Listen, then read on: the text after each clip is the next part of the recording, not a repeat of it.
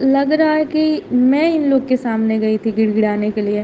भोजपुरी में एक हवा बहुत ही तेजी से चल रहा है। हवा है कि सौम्या पोखरेल पवन सिंह के गाने पे रील बनाई, सौम्या पोखरेल पवन सिंह के आगे झुक गई और खेसारी लाल यादव को भूल गई। देखिए, ये बात बिल्कुल सही नहीं है। सही तो यह है कि सौम्या पोखरेल के आगे झुकने पड़ा है पवन सिंह के चमचे को। हम आपको आगे कॉल रिकॉर्डिंग सुनाएंगे कितना गिड़गिड़ाने पड़ा है। आज पवन सिंह का दिन इतना नीचे गिर गया है कि भोजपुरी के हीरोइन पवन सिंह के गाने पे रील भी नहीं बना रही है।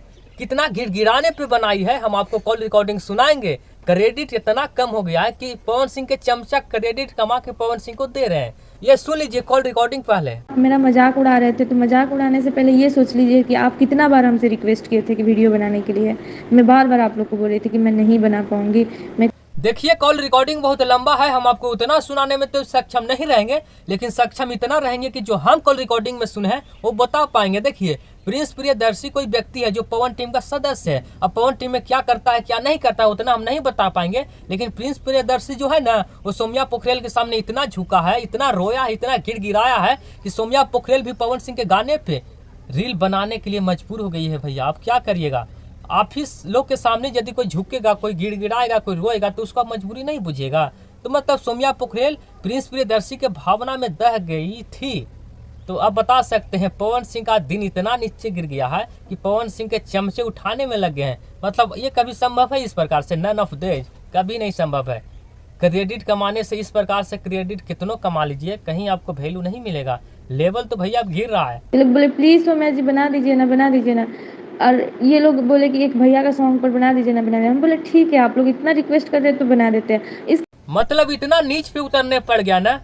देखिए, पवन सिंह के चमचे पवन सिंह को हल्का करने में लग गए हैं। पवन सिंह के चमचे को कर लग रहा होगा कि हम पवन सिंह के हित के लिए अच्छा कर रहे हैं, तो भैया ये बहुत गलत कर रहे हो। पवन सिंह और हल्का हो रहे हैं। जो बोल दी कि पवन सिंह को हम नहीं जानते हैं, तो लोग जनाने में लग गए हो। मतलब प्रिंस प्रियदर्शी, अरे तू सौम्या पोखरेल के आगे झुका ना यार, गिड़गिड़ाया रोया है, और तू ही आके फिर लिखता है कि जिसको कल्पना नहीं किया था उसको भी नचा देंगे। हाँ, मतलब ये तो कॉल रिकॉर्डिंग है, सारा सबूत हम आपको दिखा रहे हैं भाई। मतलब आज इतना पवन सिंह का दिन नीचे गिर गया ना। खेसारी लाल यादव एक ब्रांड है, पता होना चाहिए। सौम्या पोखरेल नेपाल से सिर्फ खेसारी लाल यादव के नाम लेने से हीरोइन बन गई। तो अब तो पता चल गया होगा कि खेसारी लाल यादव एक क्या है, नाम ही नहीं ब्रांड बन गया है भाई। बाकी आप क्या सोचते हैं? आप भी जरा अपना विचार को कमेंट में रखिएगा, और ये भी बताना है कि इस प्रकार से करने से पवन सिंह का नाम ऊपर हो रहा है कि नीचे हो रहा है। पवन सिंह हल्का हो रहे हैं कि भारी हो रहे हैं? हमें तो लगता है कि हल्का हो रहे हैं। ये ऐसे क्रेडिट कमाने से काम नहीं चलेगा भाई।